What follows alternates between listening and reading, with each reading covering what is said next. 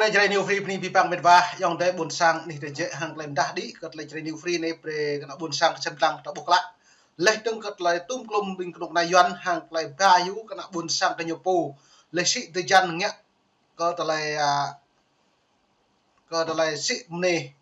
do nan le ne himpa medva ko ta le ne le bom biam nu lum nu tung meni balap de pul yuan này nhiều si bing pre nyu nào chả đi bra nào chả này tôi đã này lại rằng màu mạ please như giờ Indonesia màu mạ lúc chùa châu để dọn hàng lấy sĩ thời gian như bố lệ rim cha ra này lại rằng màu mạ nó lại màu mạ nó lại rằng yêu trong lịch sử Việt Nam nó nhớ về trong lịch sử Việt Nam lại nhiều lệ bù thầu ốc của vợ phụ nữ này với bình phong này lại nhiều sĩ thời gian nhiều từ đã mới thâu lại mới mau hồ chịu cái nhiều bữa kéo tiền lại phiền lại khai cái nhiều lại ta cái nhiều lại mong cái này lên chợ Việt Nam nhiều nào du lịch lại xăm mang non bây giờ nào du lịch ô nhiều nào sĩ tới cái nhập phố lấy càng một ngàn đúng ta có bọt có lại con đừng nó đã bột lại con này doan này hiếm bạn đã bột mệt vả dập bọt dập ní cái nhiều tiền ạ thậm chí nạp đòn sang nhập phố dù sĩ ngặt đi từ chăn nhập phố nào chặt thì như nào chặt này nhiều bờ thầu dầm sát úc lấy từng mang non lại nào bây giờ nào lần lễ úc bình luận nào lén thì vào nào lên cơ khẩu xem mà kẹo lại phiền cơ khẩu luật quốc tế lại luật trong nước ngoài nước cả cạnh mơ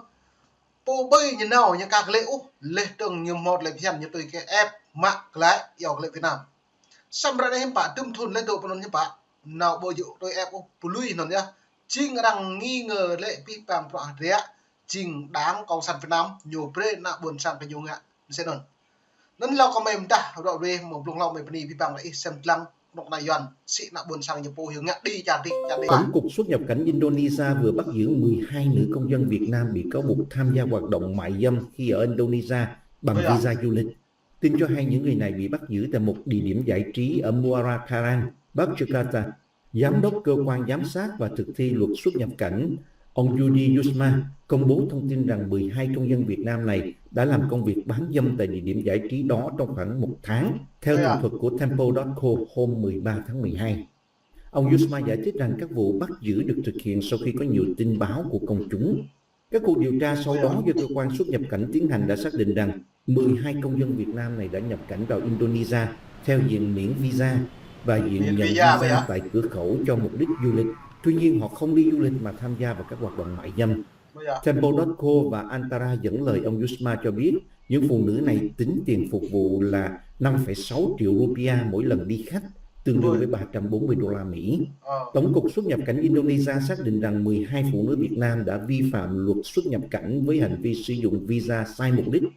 Do đó họ sẽ phải đối mặt với các biện pháp phạt hành chánh bao gồm trục xuất và đưa vào sổ đen xuất nhập cảnh. Ông Yusma cho hay lệnh trục xuất sẽ có hiệu lực trong 2 năm. Ok, rồi đó là đã buộc vi phạm pháp luật cái cái nục này dọn lấy từng hàng cái nuôi nạ buồn sang cái nhập bộ lấy từng cái là sĩ thời gian ngặt đi trả thì chặt này nó nói vừa ta rằng độ qua ra này bình nục này cái nhập bộ lấy từng miễn visa nhiều lệ nó du lịch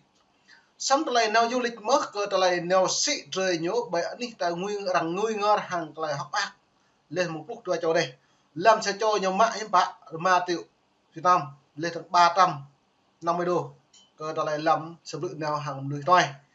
nó là nó hiếm bạc cái bạc nhiều ngắt lần nó là buộc vi phạm loại nhiều chính là đồng thuế cái con ná cái đàng không sẵn như này như từ mút mà nó đang buộc lại này là luôn nuôi hiện tại buồn sang Indonesia là khai báo cả loại bình nuôi Việt Nam đặt này Việt Nam để sĩ đi lần chặt cái như lần lên từng các loại tung lùm lại này hiếm bạc buộc tôi đã con ná cái nhập bố trong lịch sử ở Việt Nam lên từng từ trong lịch sử như ở Indonesia là cái nhà bọn tôi hàng nó là Việt Nam nhiều lệ bọn này bình là đoạn hiu này lúc đưa chồng này mới bắt đầu khăn tay nhổ lên từng đang lệ cái lệ bước bắt đầu khăn tay nhổ nhưng bạn như cái lại chút cái hộ chiếu lên từng visa còn là này nó nhiều trình dọn như vậyผมnhập dọn như ở chất vấn còn là cả bộ đáp hỏi cả ô trình thao lệ cái lệ gì giờ nó là tung lùm đứng mà niệm nạp ta cá bắt đầu biết này mình vả mà niệm nạp luôn nó có là đừng hàng lại nuôi dọn này sĩ bây giờ riêng là anh ấy trả lại sẽ áo lưu phải chăm con đừng mà vớt cái chặt Thái lưu trả Lào Campuchia lên tướng Myanmar lên tướng chặt Mỹ mà rút lại mò lại đang đưa ra nhiều nào rút cánh chữ tham ta lại sĩ từ chân nhìn vô lại rằng bộ màu vừa đã lần cha đang lẽ màu tự do sama i không tu chia cũng là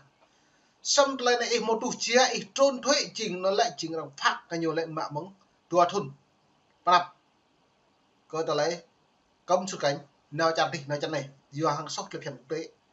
nó ta lấy tung klum và pi bằng ra này không bay được bổ còn lấy chiến lược đáng cộng sản Việt Nam coi nhiều chẳng xâm nhập mục đích như lệ bây giờ xâm nhập cơ ta lấy sĩ từ chân như ông nhặt đi cô mang nôn như là mò hết toán thì nhú chẳng xem lăng nuôi mạ rõ lên xem lăng bằng lần trả rằng nhưng bao nhiêu trình giờ nó vả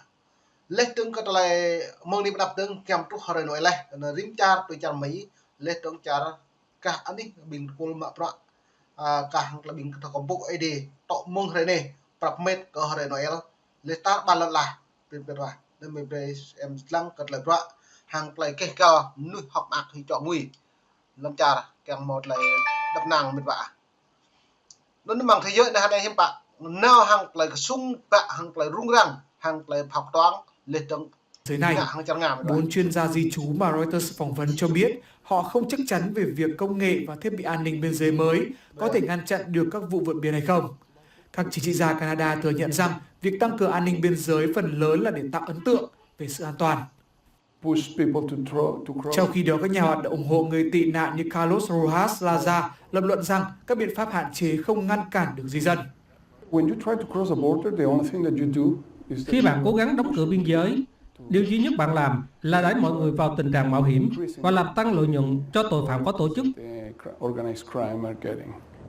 Hầu hết di dân tại đường biên giới này là đến từ Canada sang Hoa Kỳ, chứ không có chiều ngược lại. Theo dữ liệu mà Reuters thu thập được, Canada đã bắt giữ 1.000 người cố vượt biên vào Canada qua các đường không chính thức trong 12 tháng kết thúc vào tháng 10. Trong khi đó, số người bị bắt giữ vượt biên vào Mỹ là trên 23.000 người. Con số này cũng chỉ là một phần rất nhỏ trong tổng số 1,5 triệu người bị bắt giữ trong cùng khoảng thời gian bên phía biên giới giữa Mỹ và Mexico. Lực lượng thực thi pháp luật Canada cũng đang chuẩn bị đối phó với khả năng dòng di dân đổ vào Canada từ Mỹ do mối đe dọa của ông Trump về việc trục xuất hàng loạt khi ông trở lại Tòa Bạch Ốc vào tháng 1 năm sau. Nỗi sợ hãi đó có thể khiến nó là tương bình nuôi vượt biển lại vừa ta hà đe dọa một tổng thống Donald Trump tạo bộ lệ rẽ vừa cơ ta lại vượt biển mong Canada vừa ta lần cha cái nhiều bút độ vừa tương bị bộ máu thảm á lệ trong hội đồng trục xuất lệ hạt bạc lưu được một căn đực nó lại đã bộ hiếm bạn lại cợt lại này vừa lưu nuôi bình please mà bro hàng nuôi chả mấy lệ trong tổ căn đực cợt lại càng đập nàng pre hàng lại nuôi như áo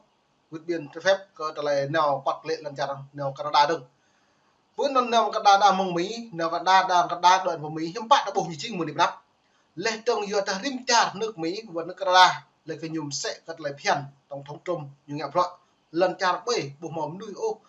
dạ thầm á cất lại kê cao lệ trong mọi dự nâng lệ như chúng bạn trục xuất lệ với những trục xuất lệ với bình nuôi đà Proton đà đô Proton lệ đội cha Mỹ bởi đà Canada nhưng bạn đã buộc lệ thầm á là nhún lệ từng lây chẳng cái đi nhổ chẳng máu lệ lần là bạn đi Việt Nam bờ đà Trung Quốc bờ đà Nhật Bản lũ chăn cần cất lấy nhập cảnh trái phép bạn đi Hoa Kỳ vật ta bởi anh đi Canada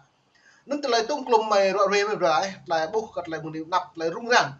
nên là lưu nuôi đá chả nga máu đội mà lệ trong đá Triều Tiên đá chả Myanmar đá chả Ukraine lại đội một má chiến tranh lần